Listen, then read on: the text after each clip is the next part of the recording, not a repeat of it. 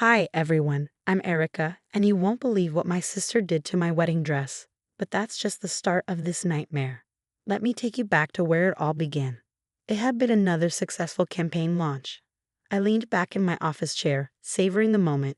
At 28, I was a senior marketing executive at Thompson and Brooks, a position I'd worked tirelessly to achieve. Yet, every win still felt incredible. My phone buzzed with a message from my sister, Melissa. Melissa, Mom and Dad just bought me a new car. Don't be jealous. Attached was a photo of her posing with a brand new Mercedes. Really? I muttered, irritation rising. They bought her another car while I'm still paying off my student loans. I showed the text to my best friend, Kate, who worked with me. Your sister is something else, Kate said, shaking her head. You worked 3 jobs through college, and she's been living like a queen off your parents. Don't remind me, I groaned. Remember when she accidentally spilled coffee on my graduation gown? Or how she told everyone at my promotion party that I only got the job because I was sleeping with my boss? Kate grimaced. Ah, and your fiancé James almost believed her that time. Good thing he saw through it. Speaking of James, my eyes softened as I glanced at the photo of us on my desk. We'd met during college, bonding over long shifts at a coffee shop and shared dreams. Later, my phone rang. It was Melissa. Hey sis, I'm so excited to be your maid of honor. Let's go dress shopping, like, right now. Melissa, I'm at work. Some of us have to earn a living, I replied dryly. Don't be such a buzzkill. Mom and Dad said they'd help with the wedding, so no worries about the cost. They offered. I declined, I said firmly. James and I want a modest wedding that we can afford ourselves. That evening, I vented to James. She got another car while they wouldn't even help me with textbooks, and Kate overheard her at the engagement party calling our wedding budget pathetic. James sighed, pulling me into a hug. Maybe she shouldn't be in the wedding at all. You know how she is. If I don't include her, Mom and Dad will never let me live it down. They always take her side. The next day, Kate called, her voice urgent. Erica, you won't believe what Melissa just posted on Instagram. She's claiming she introduced you to James. She wasn't even in town when we met. I snapped. Exactly. She's trying to take credit again, Kate said. And that fake excitement about being maid of honor. I don't trust it. Neither did I, but I was determined. My wedding day would not be another one of her spectacles. Until it was. I froze in horror as I stared at my wedding dress, crumpled on the floor of my spare room. Bleach stains covered the bodice, the fabric was torn, and burn marks marred the train. My hands shook as I sank to my knees. What happened? Kate's voice rang out as she entered the room. Her eyes widened. Oh my God. Before I could respond, my phone rang. It was Melissa. Hey sis, she chirped. I heard you might have a little problem with your dress. Good thing I still have my wedding gown. It's way more expensive than yours anyway. My blood ran cold. How did you know about my dress? Oh, just a feeling, she said with mock innocence. Kate stormed in, holding up her phone. Erica, you need to see this. She played footage from her security camera. It showed Melissa sneaking into my apartment earlier that day carrying a bag. She disappeared into the spare room for 20 minutes before leaving. I stared at the screen, disbelief mixing with rage. Memories flooded back, my prom dress that mysteriously tore, the college acceptance letter I never received in time, and every other disaster Melissa had saved me from while looking like the hero. I called my parents. Mom, Dad, come over. Now. They arrived just as James and his brother, Connor, walked in. Connor immediately began photographing the damage. Look at what your perfect Melissa did to my wedding dress, I said, voice shaking, as I played the footage for them. Oh honey, I'm sure she didn't mean to, Mom started, her voice dripping with condescension. Didn't mean to, I shot back, my voice shaking. There's literal video evidence. Well, if you had just accepted our offer to buy your dress in the first place, Dad said, crossing his arms. That is not the point, I snapped. Your daughter deliberately destroyed my wedding dress the night before my wedding. She's offering you her dress, isn't she? Mom sighed, exasperated.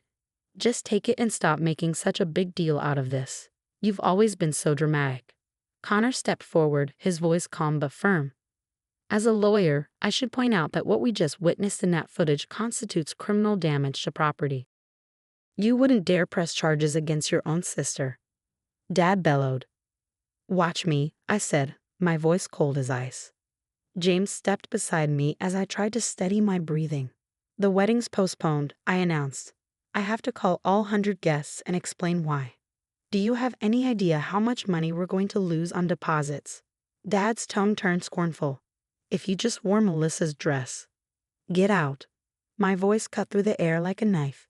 Get out of my apartment. Right now. Mom and Dad exchanged a look before leaving, muttering under their breath. James wrapped his arms around me as tears streamed down my face. Connor broke the silence. We've got the evidence, he said quietly, and have uncovered some other information about your sister that might be relevant. Kate, already on her phone, looked up with fire in her eyes. I'm posting that footage everywhere. Let's see her try to lie her way out of this one. I glanced at my ruined dress, thinking about the extra shifts I'd worked to afford it. She's gone too far this time. No more playing nice. No more forgiving and forgetting. James rubbed my back gently. What do you want to do? I want her to face real consequences, I said, my voice hardening. And I never want to see her again. Connor spread a stack of documents across the kitchen table. Remember Melissa's ex-husband, Rick? The one who suddenly left her because he was intimidated by her success. That wasn't the reason. What are you saying? I asked. She opened 6 credit cards in his name, Connor explained. Maxed them all out. He only found out when debt collectors started calling. That's why he disappeared. He was working with the credit card companies to prove identity theft. Before I could respond, Kate burst into the room, her face flushed. Speaking of your lovely sister, guess who's been sending inappropriate texts to James for the past month? James sighed, pulling out his phone. I blocked her number, but she kept making new accounts. I didn't want to tell you because I knew it would hurt you. My hands trembled as I scrolled through the messages. Melissa had suggested meeting in secret, claiming I was cheating on James. That manipulative little. I stopped, fury choking my words. There's more, Connor said grimly. I dove into some financial records. Seems Melissa's been slowly draining Mom and Dad's retirement fund. Over $200,000 gone in the last 2 years. My phone buzzed with a message from my cousin Sarah. Sarah, oh my God, Erica. I just found out Melissa was lying. She told us you said all those horrible things about Aunt Marie's cancer. I can't believe we believed her and didn't talk to you for a year. Kate muttered, classic Melissa. Remember when half your family didn't show up to your college graduation? Bet she had something to do with that too. Another buzz, this time from Melissa's new boyfriend David. David, got your message about checking my accounts. You were right. She's been forging my signatures. It's over. I'm pressing charges. Then my parents called. Mom's voice was trembling. Honey, we just got a call from the bank. Our retirement account, it's almost empty. Did you know about this? Connor found the proof. It was Melissa, I said flatly. It's always been Melissa. Still want to defend her. We had no idea, Mom said tearfully. All these years she told us you were jealous of her, spreading lies about her. Well, now you know the truth, I said coldly. How does it feel to realize you backed the wrong daughter all this time? My phone kept lighting up with messages from family members, all echoing the same sentiment. Apologies, disbelief, and outrage as Melissa's web of lies unraveled. This explains the constant shopping, the new car, the luxury vacations, Connor said, shaking his head. She's been stealing from everyone. Kate grinned, holding up her phone. Look, David just posted publicly about her fraud. Her perfect image is crumbling. You know the worst part? I said, staring at the pile of evidence on the table. She could have had a good life. Our parents gave her every advantage, but it was never enough. She had to destroy everyone else's happiness, too. James took my hand. The police will probably want to talk to her about the credit card fraud. Let them, I said firmly. I'm done protecting her. I'm done with all of it. Later, my mom called again, sobbing. We're so sorry, honey. We should have seen it sooner. You're right, I replied. You should have. But it's too late for apologies now. Weeks later, Kate adjusted my veil in the dressing room of a small beach house. The sound of waves drifted in through the open window. You look beautiful, she said, smiling. Our intimate wedding ceremony was everything I dreamed of, just love, no drama. I still can't believe Miss Perfect lost her VP position, Kate said, grinning as she checked her phone.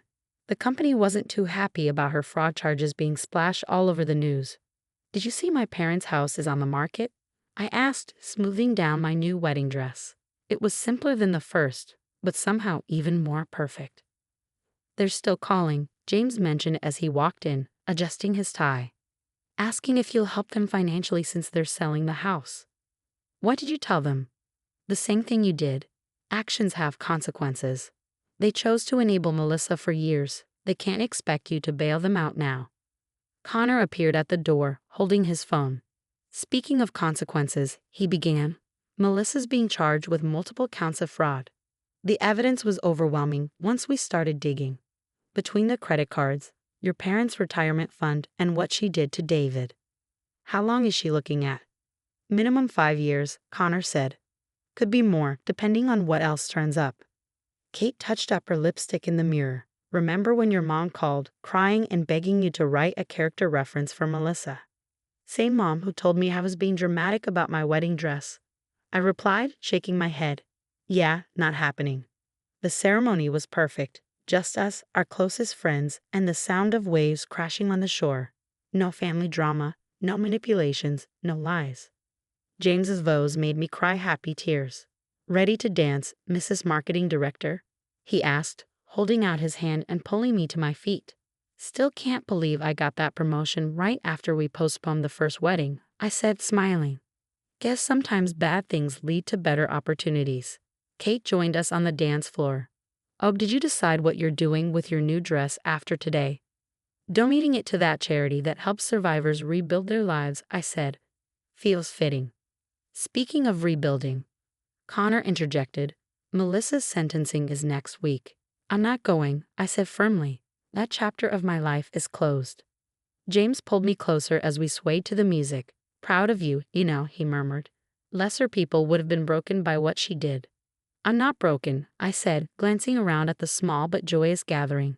I'm free. There was no toxic family, no manipulative sister, no enabling parents, just love, truth, and peace. Sometimes the best revenge is simply living well. What would you do if you discovered a close family member had been sabotaging your entire life while pretending to love you? Would you press charges like I did or try to protect them one last time? Share your thoughts in the comments below. And if you want to hear more stories about overcoming toxic relationships and finding the strength to stand up for yourself, don't forget to like this video and subscribe to the channel. Your support helps me share more stories of survival and justice.